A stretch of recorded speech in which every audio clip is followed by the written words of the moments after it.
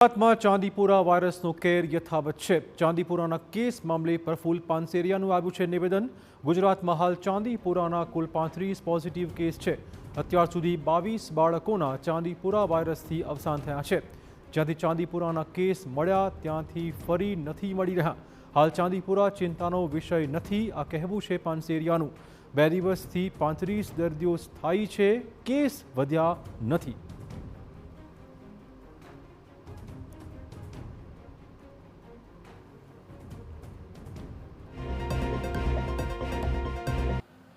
બે દિવસથી કન્ટિન્યુ 35 જ પોઝિટિવ ચાંદીપુરા વાયરસ છે। એમાં 9ને રજા આપી દીધી છે, 4 હોસ્પિટલમાં દાખલ છે।